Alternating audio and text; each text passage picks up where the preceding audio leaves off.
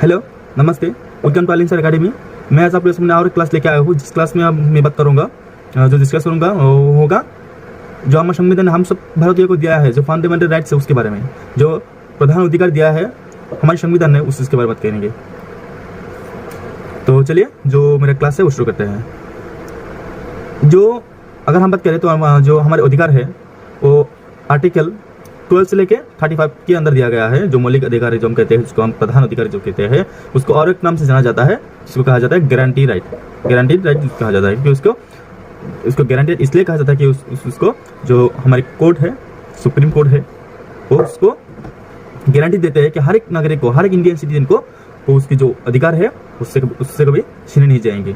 उसकी जो अधिकार है वो हमेशा बरकरार रहेंगे, इसलिए उसको कहा जाता है गारंटी राइट। गारंटी राइट के भी उसको कहा जाता है। तो चलिए, तो हम इतना तो मालूम चल गया था। 12 से लेकर 35 के अंदर जो हमारे फंडामेंटल राइट्स है वो दिया गया है। तो उस हर एक आर्टिकल के बारे में 12, 13, 14 अप्रोक्सीमेटली 35 लेके जितने भी आर्टिकल दिया है उसमें क्या क्या विशेषता है, उन सब चीज़ों को हम बात करेंगे। बात करने से पहले मैं आपको बता देना चाहता हूँ, जो फंडामेंटल राइट्स है इंडिया ने उसको बोरो किया था यूएस की जो कॉन्स्टिट्यूशन है वहाँ से। तो उस हम जो कहते हैं, हम लोग जो कहते हैं जो फंडामेंटल राइट्स, इसी अधिकार को यूएस में कहा जाता है डील ऑफ राइट्स। तो चलिए, जो फंडामेंटल राइट्स जो हम कहते हैं, जो हमने यूएस से ब्रो किया है, उस अधिकार की जो हमारी जो आर्टिकल 12 से लेके 35 के अंदर दिया गया है, उन सब को बात करेंगे। तो चलिए, जो आर्टिकल 12 है उसके बारे में देख लेते हैं। आर्टिकल 12 क्या है?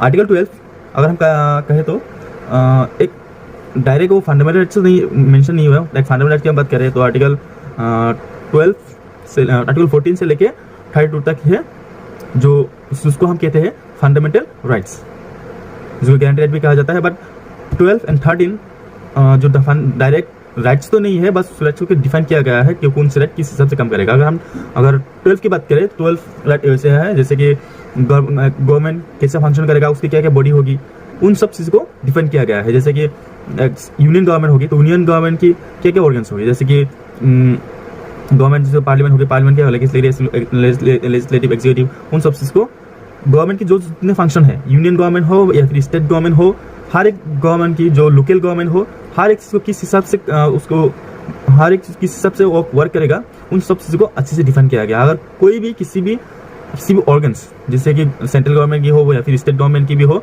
अगर वो अच्छे से काम नहीं करेगा तो उसको हम कोर्ट में जाके उसे चैलेंज कर सकते हैं। तो उसी चीज़ को कहा गया, उसी चीज़ को डिफाइन किया गया है आर्टिकल 12 में। एकदम सरल भाषा में हम कह रहे, तो अगर इसको ब्रॉडली कहे तो बहुत लंबा हो जाएगा।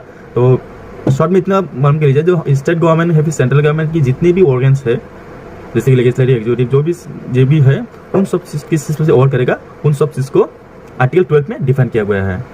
अगर हम आर्टिकल 13 की बात करें तो आर्टिकल 13 कहते हैं कि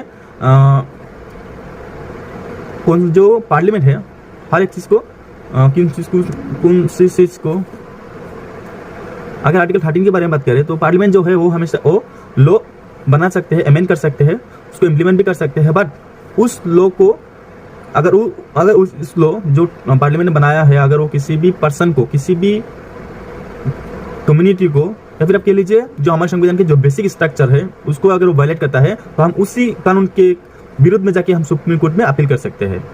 अगर स्टेट ने कुछ ऐसा कानून लेके पास किया है तो हम जो हाई कोर्ट है वहाँ पे जाएंगे। अगर सुप्रीम जो यूनियन गवर्नमेंट जो है, यूनियन गवर्नमेंट जो तो लेजिस्लेटिव ने पास किया है कुछ ऐसा कानून जिसके जो हमारे संविधान की जो बेसिक फीचर है, जो बेसिक स्ट्रक्चर है, उसको अगर वायलेट किया है तो हम जाएंगे सुप्रीम कोर्ट। तो इसके लिए हमारे जो आर्टिकल 13 है उसने कहा है कि आर्टिकल अगर आप किसी स्टेट ने किसी फंडामेंटल बेसिक स्ट्रक्चर जो है उसको वायलेट किया है तो हम आर्टिकल 226 के अंदर हम हाई कोर्ट में उसकी अपील कर सकते हैं, उसके अगेंस्ट में जा सकते हैं। अगर कोई पार्लियामेंट्री बनाने जो सेंट्रल गवर्नमेंट है उसने कुछ ऐसा किया है तो हम उसके विरोध में आर्टिकल 32 के अंदर हम सुप्रीम कोर्ट में जाके उसके विरोध में हम अपील कर सकते हैं, फिर उसके अगेंस्ट में जाके हम उस अगेंस्ट में जाके सुप्रीम कोर्ट में केस कर सकते हैं। तो दो राइट दिया गया है आर्टिकल में। जब मैं 14 से लेके 32 तक जब मैं बात करूँगा, जब उसकी फीचर है क्या क्या है, उसकी जो लाइन बाय डिफिनेशन दूंगा तो आप लोगों को अच्छे से मालूम चल जाएगा। मैं फिलहाल मैं अभी इतना कहना चाहता हूँ, जो आर्टिकल 32 है जो कॉन्स्टिट्यूशन रेमिडीज कहा जाता है, अगर वो नहीं रहेगा कि अगर वो नहीं रहेगा क्या फंडामेंटल राइट के अंदर, तो फंडामेंटल राइट की उसकी कुछ वैल्यू नहीं रहेगा। तो सेंट्रल जब चाहेगा फंडामेंटल राइट को जो वायलेट करते रहेंगे, हम कुछ नहीं कर सकते। तो उसके लिए आर्टिकल 32 बनाया है कि अगर कोई सेंट्रल लोग कुछ ऐसा करते हैं जैसे कि हमारा जो बेसिक स्ट्रक्चर है, अगर फंडामेंटल राइट्स को वायलेट करते हैं तो हम डायरेक्टली हम कहा जा सकते हैं, हम डायरेक्टली सुप्रीम कोर्ट के पास जा सकते हैं। तो इसी को कहा जाता है fundamental remedies, right to remedies. तो चलिए, तो आशा तो आप लोगों को मालूम चल गया होगा। तो 12 आर्टिकल 12 क्या है? आर्टिकल 12 है जो गवर्नमेंट के जो ऑर्गन्स हो किस सबसे वर्क करेगा उसे डिफाइन किया गया है। और 13 जो है, आर्टिकल 13 है जो पार्लियामेंट क्या लॉ बनाएगा उसके ऊपर सुप्रीम कोर्ट उस पर निगरानी रख सकता है। जैसे कि अगर कुछ लॉ बनाया है उसके लोग क्या बेसिक स्ट्रक्चर जो है उसको क्या वायलेट किया है, अगर किया है तो उसके ऊपर सुप्रीम कोर्ट से नाल एंड वॉइड कर सकता है। बट और एक केस के बारे में बताना चाहता हूँ, जो केशवानंद भारती केस का, केशवानंद भारती स्टेट ऑफ केरला जो केस हुआ था, उस केस में कहा जाता है, पहले क्या कहा था कि जो सुप्रीम कोर्ट है वो पार्लियामेंट या कुछ भी लॉ बनाएगा तो उसके ऊपर नाल एंड वॉइड नहीं कर सकता, उसको नाल एंड वॉइड खारिज नहीं कर सकता। अगर बट केशवानंद भारती केस 1973 में जब हुआ था, तब उसके बाद हमारा संविधान जो है, हमारे जो सुप्रीम कोर्ट है उसने डिफाइन कर दिया कि बेसिक स्ट्रक्चर क्या है। पार्लियामेंट हर कोई लॉ नहीं बना सकता है, लॉ बना सकता है, बट उसकी ध्यान रखना पड़ेगा कि हमारे संविधान जो बेसिक स्ट्रक्चर है उसको कभी भी आघात ना पहुंचाए, उसको वायलेट ना करे, तो उसको हमेशा पार्लियामेंट को ध्यान रखना पड़ेगा। तो उसी को हमारे संविधान ने स्पष्ट कर दिया। केशवानंद भारती की जो केस हुआ था 1973 में, तब उसे स्पष्ट कर दिया था। तो चलिए अब देखते हैं आर्टिकल 12 से लेकर 32 तक। अगर हम इसको 6 भाग में भाग कर सकते हैं। पहले हम चाहते तो 7 भाग में भाग कर सकते थे, 7 भाग में भाग कर सकते थे, बट अब एक भाग हटा दिया गया है। जो राइट टू प्रॉपर्टी थी उस राइट को हटा दिया गया। आर्टिकल 31 जो राइट टू प्रॉपर्टी थी उसको फंडामेंटल राइट से हटा के उसको एक लीगल राइट बना दिया गया है। आर्टिकल 301 के तहत उसको लीगल राइट बना दिया गया है, जो पहले एक फंडामेंटल राइट था। बट बाकी जितने भी राइट है, जैसे कि right to equality, right to freedom, right to against exploitation, right to freedom religious, cultural and educational rights, right to constitutional remedies, वो हर एक चीज़ को अच्छे से डिफाइन किया गया है संविधान में। जो उसको बेसिक स्ट्रक्चर के अंदर रख दिया गया है, उसको कभी चेंज नहीं कर सकता, उसको कभी खारिज नहीं किया जा सकता। हाँ, कुछ चीज़ है जिसके इमरजेंसी के समय कुछ इसको कुछ राइट को जो हटा दिया जाता है उसी समय के लिए, जब इमरजेंसी सिचुएशन रहता है, तब मैं कभी उस पर क्लास ले लूँगा। जो इमरजेंसी है उसके बारे में मैं आपको बता दूंगा। पहले हम आज जानते हैं कि राइट क्या क्या है। वैसे भी बहुत सारे समय आप लोग लिस्ट दे चुके हैं। तो राइट टू 13 और 12 तो मैं बता चुकी हूँ। अभी मैं बताना चाहता हूँ तो आर्टिकल 14 क्या है। कैटेगरी की हिसाब से बात करें तो जो फंडामेंटल राइट्स है जो 6 भाग में भाग किया गया है। अगर हम पहले भाग में बात करें तो आर्टिकल 14 से लेकर 18 तक है, जो फंडामेंटल राइट टू इक्वलिटी हम जो कहते हैं। और दूसरे भाग में जो है राइट टू फ्रीडम, जो आर्टिकल 19 से लेकर 20 तक है। अगर हम तीसरे भाग की बात करें तो राइट टू अगेंस्ट एक्सप्लॉयटेशन, जो आर्टिकल 23 टू 24 के अंदर रखा गया है। एंड अगर 4th की जो कैटेगरी है उसके बाद हम कह सकते हैं right to freedom of religion. तो फ्रीडम ऑफ रिलीजन जो है आर्टिकल 25 से लेकर 28 तक रखा गया है। और कल्चर एंड एजुकेशन राइट जो है आर्टिकल 29 से लेकर 30 तक रखा गया है। एंड मैं आपको पहले बता चुकी हूँ जो और एक के अंदर एक पार्ट था आर्टिकल, जो उसको हम पहले 6वां कह सकते थे, बट वो अभी नहीं है, जो राइट टू प्रॉपर्टी थे। बट अभी जो 6 राइट की बात करें तो राइट टू कॉन्स्टिट्यूशन रेमेडीज, जो आर्टिकल 32 में दिया गया है। 31 अभी यहाँ से फिलहाल हटा दिया गया है, बट उसका भी लीगल राइट बना दिया गया, फंडामेंटल राइट नहीं है। तो उन सब राइट को जो article right to equality, right to freedom, right to against exploitation, उन सब के बारे में बात करेंगे। तो चलिए, जो पहला है राइट टू इक्वलिटी, आर्टिकल 14 से लेकर आर्टिकल 18 में दिया गया है। तो चलिए उसको जो 14 में दिया गया है, equality before law and equal protections of law. Article 14 में क्या कहते हैं को हर एक नागरिक को हमेशा लॉ के सामने, अगर लॉ की आगे बात करें तो लॉ के आगे हर एक व्यक्ति, हर एक नागरिक क्या होगा, समान होगा, हर एक व्यक्ति इक्वल होगा और हर सब व्यक्ति को, हर एक सिटीजन को इक्वली प्रोटेक्ट किया जाएगा। आर्टिकल 14 कहते हैं। और उसके अंदर और कहते हैं आर्टिकल 15 क्या कहते हैं, prohibition of discrimination on ground of religious, race, caste, sex और प्लेस ऑफ बर्थ। अगर कोई व्यक्ति किसी को रिलीजियस की मतलब से, या फिर उसकी रेस, या फिर कास्ट, सेक्स, या फिर कोई भी किसी भी जगह उसकी जन्म हुए हो, अगर उसके लिए उसको उसका कुछ भी तरह की डिस्क्रिमिनेशन होती है तो उसके लिए उसको प्रोहिबिशन को उसके दंड दिया जाएगा, वो आर्टिकल 15 कहते हैं। तो आर्टिकल 16 क्या कहते हैं, equality opportunity in the matter of public employment. अगर सरकारी या कुछ भी एम्प्लॉयमेंट है, कुछ भी ऐसा जॉब है वहाँ पे कभी भी डिस्क्रिमिनेशन नहीं किया जाएगा, हर एक व्यक्ति के लिए उस सबको अपॉर्चुनिटी दिए जाएंगे। हाँ, एक बात है, जो इकोनॉमिकली वीकर सेक्शन है, जो शेड्यूल कास्ट है, शेड्यूल ट्राइब्स है, उससे एक्स्ट्रा से उसको रिजर्वेशन दिया गया है, क्योंकि वो लोग भी जो जनरल कैटेगरी है उसके उन सब लोगों के साथ कंपेयर कर सके, तो इसलिए उसको रिजर्व दिया गया है, वो अलग बात है। बट अगर सरकारी जो भी जॉब होगी, जो भी उसकी एम्प्लॉयमेंट की जो भी जॉब होगी, उन सबके इक्वली सबको सुविधा दी जाएगी। अगर आर्टिकल 7 की बात करें तो evaluation of untouchability and prohibition of its practice. अगर कोई भी किसी व्यक्ति, कोई भी किसी पर्सन, कोई भी किसी भी कम्युनिटी अगर उसको प्रैक्टिस कर रही है, जैसे कि अनटचेबिलिटी, उसको प्रैक्टिस कर रहे हैं, तो उसके लिए उसको जुर्माना भी देना पड़ सकता है, उसके लिए दंडनीय भी होगा, जो कानूनन जो अपराध है। और आर्टिकल 18 कहते हैं evaluation of title expect military and academic.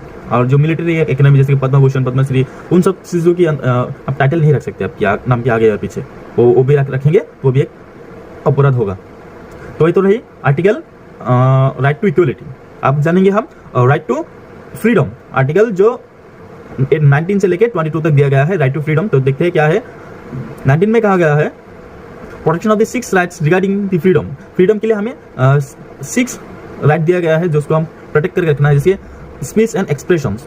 आपकी जो मन की जो बात है हमेशा कह सके, पर वो मैं आपको बता देना चाहता हूँ, वो एब्सोल्यूट नहीं है। जो आप जो मन से कह सकते हैं, बट आप जब भी कहे किसी पर्सन को या फिर किसी कम्युनिटी को उसके आघात नहीं पड़ना चाहिए। बस आपकी जो अधिकार है आप पालन करते रहिए, जो आपको अधिकार आप लेते रहिए, बट किसी दूसरे इंसान को उसकी आप उसके कुछ खराब व्यवहार नहीं कर सकते। तो जो आपके कहने की जो फ्रीडम है वो संविधान ने हमको दिया है, बट उसको एब्सोल्यूट नहीं है, मैं एक्स्ट्रा आपको बताना चाहता हूँ। और सेकंड है आप assembly, associations, movement, residence and profession. जो आप किसी तरह संगठन बना चाहते हो तो आप संगठन बना सकते हैं, जैसे कि स्टूडेंट फेडरेशन ऑफ यूनियन, जैसे कि किसान के लिए जो एक यूनियन है, किसान मुक्ति मोर्चा। और उसके साथ जो जैसे कि मैं असम से हूँ, तो असम में जो स्टूडेंट ऑफ यूनियन है, उससे बहुत से संगठन है, जो संगठन बनाने के आपके अधिकार है। और उसके साथ मूवमेंट, आप इंडिया की किसी भी जगह पे जाके आप मूवमेंट कर सकते हैं, और ये आपकी अधिकार है, कहीं भी जाके आप रह सकते हैं। और रिसेंट आप किसी जगह पे रह सकते हैं। और आपको प्रोफेशन जो आपकी जो भी जिस चीज़ को आपको अच्छा लगे, उस चीज़ को आप उस फील्ड में आप अपनी जो बेस्ट है दे सकते हैं, तो आपकी फ्रीडम दिया गया। जो भी जिस सबसे आप काम कर सकते हैं, वो भी आपको फ्रीडम दिया गया आर्टिकल 19 के तहत। और आर्टिकल 20 में क्या कहा है, protection in the respect of convicting of the offences. अगर आप कोई किसी पर्सन किसी भी चीज़ पे जो अगर कन्विक्ट है, कुछ भी अपराध किया है, उसको भी प्रोटेक्शन देना एक मौलिक जो अधिकार है, जो हर एक की फंडामेंटल अधिकार है। और protection of life and personal liberty. अगर फिर से जो आर्टिकल 20 में कहा गया है, अगर कोई भी किसी पर्सन एक बार किसी दूसरी कुछ क्रिमिनल कुछ भी एक्टिविटी किया है जो कानून के तहत में वो क्राइम है, तो उसको एक बार सजा मिल जाने के बाद उसको अगेन उसके लिए पनिश नहीं किया जा सकता। ये भी वहाँ पे आर्टिकल 20 में मेंशन किया गया है। तो protection of the life and personal liberty, हर एक व्यक्ति की जो लाइफ की जो पर्सनलिटी है, लाइफ एंड पर्सनल लिबर्टी है, वो बरकरार रखना ये भी हमारे संविधान के जो मौलिक अधिकार में डाला गया है। और उसके साथ आर्टिकल 22 में कहा गया है protection of life and personal liberty. Article में कहा है, आर्टिकल 22(1) में कहा गया है राइट टू एलिमेंट्री एजुकेशन। जो हर एक जो चिल्ड्रन है, उन सबकी जो पढ़ाई जो 14 ईयर्स के तहत जो भी बच्चे हैं, उन सबको अच्छे से शिक्षा मिले, एटलीस्ट 14 ईयर्स तक वो हमेशा पढ़ते रहे। उसके लिए भी आर्टिकल 21A में उसको इम्प्लीमेंट किया गया है। एलिमेंट्री एजुकेशन जो है क्लास 8 तक, उसी देश को फंडामेंटल राइट में रखा गया है कि हर एक व्यक्ति, हर एक बच्चे जो चिल्ड्रन है, वो क्लास 8 तक जो अपनी शिक्षा है वो ले सके। आर्टिकल 22 में कहा गया है protections against arrest and detentions in certain cases. अगर आपको किसी चीज़ पे अगर आपको अरेस्ट किया गया तो उसके लिए आपको प्रोटेक्शन दी जाए। और आप जो भी किसी लिए आपको अरेस्ट किया उसके लिए आपको प्रोटेक्शन दी जाए। आपकी जो लाइफ की जो लाइफ है उस चीज़ को कभी भी खतरा ना आ सके, कि जो लाइफ है वो हमारे संविधान की मौलिक अधिकार है। जो इसके लिए आर्टिकल 20 में दिखाया गया, अगर किसी तरह आपको अरेस्ट किया गया तो आपकी जो राइट्स है वो बरकरार रहेगा। जैसे कि अगर आपको अरेस्ट किया गया तो जो एक लीगल नोटिस दिखाना पड़ेगा कि किस विषय से आपको अरेस्ट कर रहे हैं, और आपको एक वकील भी दिया जाएगा कि आपको अपना केस लड़ सके। तो उसी को कहा जाता है, उसको इस आर्टिकल में रख सकते हैं protection against arrest and detention in certain class. अगर आप बात करते हैं कैटेगरी 3 में राइट अगेंस्ट एक्सप्लॉयटेशन, जो आर्टिकल 23 से 24 तक दिया गया है, राइट अगेंस्ट एक्सप्लॉयटेशन। तो उसमें क्या कहा है, आर्टिकल 23 में कहा है prohibition of trafficking in human being and force labour. अगर किसी भी इंसान को फोर्स लेबर में रखा गया है, जैसे कि बहुत सारी जगह है अभी भी जहाँ पे जो चिल्ड्रेन को फोर्स लेबर के हिसाब से काम कराते हैं, होटल में ऐसे भी होटल में कुछ भी चीज़ अगर किसी भी बच्चे को अगर फोर्स लेकर काम कराते हैं, उसको प्रोहिबिशन क्या होगा, जो उन पर्सन के ऊपर जो वर्क करा रहे हैं उनको ऊपर एक्शन लिया जाएगा। कुछ ह्यूमन ट्रैफिकिंग जैसे कि स्लेवरी हम कह सकते हैं, जो लोग जो सेल होते हैं, जैसे कि कुछ लेबर को वहाँ सेल कर दिया जाता है काम करने के लिए, कुछ भी करने के लिए, अगर जो स्लेवरी है उसको मिटाने के लिए वही जो आर्टिकल वो लिया गया है। और हम आर्टिकल 24 में बात करें prohibition of employment in children in factories, और आर्टिकल 24 में डायरेक्टली मेंशन किया है कि जो भी चिल्ड्रन है हर एक चिल्ड्रन, अगर कोई भी किसी भी चिल्ड्रन किसी फैक्ट्री में वर्क कर रहे हैं तो वो फैक्ट्री पर से लीगली एक्शन लिया जाएगा कि उसको जो उस चिल्ड्रन के जो फंडामेंटल राइट्स है उसको वायलेट करने के लिए। तो ये थे article right against exploitation, article 23। अब हम जानेंगे कैटेगरी 4 में right to freedom of religion freedom के लिए आर्टिकल 25 से लेकर 28 तक दिया गया है। तो देखते हैं 25 में क्या दिया गया है। Freedom of consciousness and free profession practice and propagation of religious. आप अपनी फ्रीडम जो है उसको आप प्रोफेशन में मान सकते हैं, उसको आप प्रसार कर सकते हैं, उसको आप प्रैक्टिस कर सकते हैं, उसको आप विस्तार कर सकते हैं, उसमें आपको कोई भी रोक टोक नहीं होगा, बट आप उसके फोर्सफुली नहीं कर सकते, आप इसको फोर्सफुली नहीं कर सकते, जैसा आप प्रसार कर सकते हैं, प्रैक्टिस कर सकते हैं, आपकी फ्रीडम है। और आर्टिकल 26 में दिया गया है freedom to manage religious affairs. आपकी जो फ्रीडम, आपके जो रिलीजियस जो अफेयर्स है उन सबको मैनेज कर सकते हैं, वो किस आर्टिकल में दिया गया है, आर्टिकल 26 में दिया गया है। अगर उसकी कुछ भी आर्टिकल 27 में अगर बात करें कि तो हम जान सकते हैं freedom to payment of taxation और प्रमोशन ऑफ एनी रिलीजियस। अगर आप किसी भी धर्म में किसी भी रिलीजियस की अफेयर से कुछ मैनेज करना चाहते हैं, कुछ भी कंस्ट्रक्शन कर सकते हो, उसको आपको फ्रीडम दिया गया है। आप अपनी जो ऐसे कहना चाहते हो कुछ मस्जिद है, मस्जिद को कंस्ट्रक्शन कर सकते हैं, आपको फ्रीडम दिया गया है। आप जो उसकी जो हर एक व्यक्ति उसको फंड कर सकते हैं, जैसे मंदिर हो, मस्जिद भी हो, चार्ज हो, कुछ भी चीज़ हो, कुछ भी रिलीजियस काम करना है तो उसके लिए जो फ्रीडम है वो दिया गया है। और उसके आर्टिकल 28 में कहा गया freedom from the attending religious institutions और worship in certain education institutions. और आपकी जो freedom for the attending the religious instruction और worship in certain education institute, और हर एक जो फ्रीडम जो हर एक इंस्टीट्यूशन है जहाँ पे रिलीजियस प्रैक्टिस किया जाता है और वहाँ पे आपकी जो एंट्री है हमेशा फ्री रहेगी, हमेशा एंट्री जो होगी हमेशा आपको फ्रीडम हिसाब से आपको उस पर एंट्री करने के लिए दिए जाएंगे। आपकी जो फ्रीडम है वहाँ पे हमेशा बरकरार रहेगी, वो भी आर्टिकल 28 में कहा गया है। आप कैटेगरी 5 में हम देखेंगे कल्चर एंड एजुकेशन राइट्स। दो आर्टिकल 29 से लेकर 30 तक दिया गया है कल्चर एंड एजुकेशन राइट्स। जो कल्चर एंड एजुकेशन राइट्स है, जो कल्चर एंड एजुकेशन राइट्स है उसके बारे में बताया गया है। तो देखते हैं जो 29 पे क्या दिया गया है, protection of language scripts and culture of the minorities.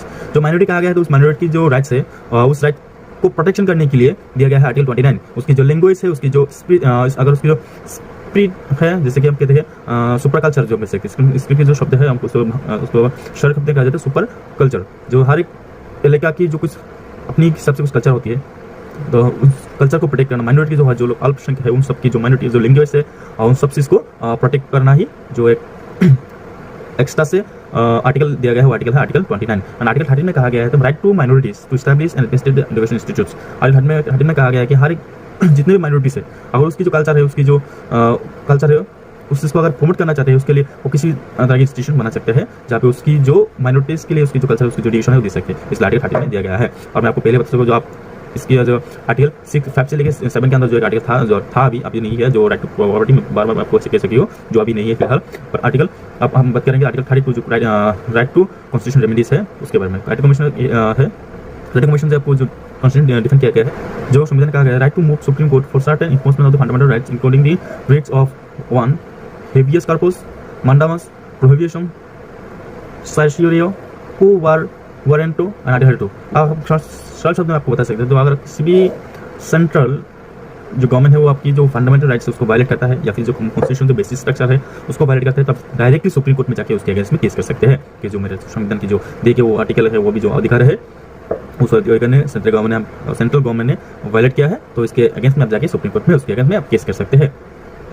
तो आर्टिकल 14 से लेकर 32 तक जितने भी आर्टिकल थे मैं आप लोग अभी तक है और रहेगा, तो उस आर्टिकल की जो विशेषता है, हर एक पार्ट की जो विशेषता है मैं आपके साथ बात कर सकी हूँ, अभी डिस्कस कर सकी हूँ। आशा करता हूँ आप कुछ भी आपको आशा करता हूँ आप आर्टिकल जो है हमारे संविधान की दिया गया है आपके अच्छे से जान चुके हैं। तो अभी हम बात करेंगे कुछ मेन जो आर्टिकल है फंडामेंटल राइट की 14 से लेके 32 तक की है। और अब हम जानेंगे 33, 34 और 35 क्या है।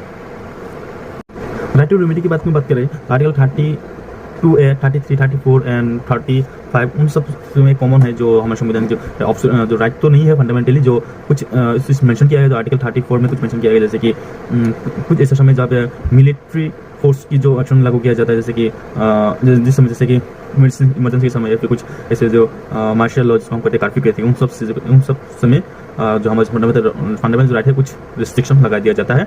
जब आर्टिकल 34 ने मेंशन कर रखा है, जो अगर कुछ भी जगह पे अगर जैसे कुछ भी जगह पर अगर फंडामेंटल जो राइट है उसको रिस्ट्रिक्शन किया जाएगा, जब कोई भी किसी जगह पे अगर मार्शल लॉ लगा होगा, कर्फ्यू लगा होगा, तो उसी तरह को लेकर भी जो है वो हमारे जो संविधान राइट है उस पर कुछ इफेक्ट डाल सकता है। तो कुछ अगर स्थिति देख के ही उसको कुछ रिस्ट्रिक्शन लगाया जा सकता है, उसके बारे में बात किया गया। अब ब्रीफली आप जाना चाहते हैं तो आर्टिकल 14 से लेकर आर्टिकल 32 सब चीज़ें याद कर लीजिए, आपके लिए बहुत बेहतर होगा। यही जो आर्टिकल है वो आपको अधिकार देते हैं कि आप एक इंडियन सिटीजन से आपकी क्या राइट होगी, वही हर एक जो मेन पॉइंट है आर्टिकल 14 से लेकर 32 तक ध्यान रखिए सीमित है। बाकी जो मैंने पहले आपको बता चुकी हूँ, आर्टिकल 12 एंड 13 जो है वो जस्ट डिफाइन करते हैं स्टेट की जो ऑर्गन है किस वर्क करेगा, और जो 13 है पार्लियामेंट को पावर देते हैं कि वो लॉ बना सके, अमेंड कर सकते हैं, बट उसकी जो पावर है वो एब्सोल्यूट नहीं है। जो हमें वो कभी भी जो पार्लियामेंट जो हमारे संविधान की जो बेसिक स्ट्रक्चर है वो कभी भी वो वायलेट नहीं कर सकते। और कुछ ऐसे में जो आर्टिकल मैंने आपको बता चुकी हूँ 32 से लेकर उसके बाद की जो 3 एक्स्ट्रा जो राइट्स है वो तो फंडामेंटल राइट्स अंडर है, बट वो फंडामेंटल राइट से नहीं है, जस्ट डिफाइन किया गया है। जैसे कि कुछ समय जहाँ पे जो हमारे राइट्स है उसको रिस्ट्रिक्शन कर सकते हैं, जैसे कि कुछ मार्शल लॉ के। तो आशा करता हूँ जो फंडामेंटल राइट्स है जो 14 से लेकर 32 तक जो भी है मैं आपको बता चुकी हूँ और आप उसको समझ पाए होंगे। तो वीडियो को यही समाप्त करता हूँ। अगर वीडियो आपको अच्छा लगे, अगर इस क्लास को आपको अच्छा लगे, कुछ जानने को मिले, तो प्लीज़ मेरी वीडियो को लाइक कीजिए और मेरे इस चैनल को सब्सक्राइब भी कीजिए, और कि अपने फ्रेंड्स तक भी वीडियो को भेजें कि वो भी फंडामेंटल राइट के बारे में जान पाए।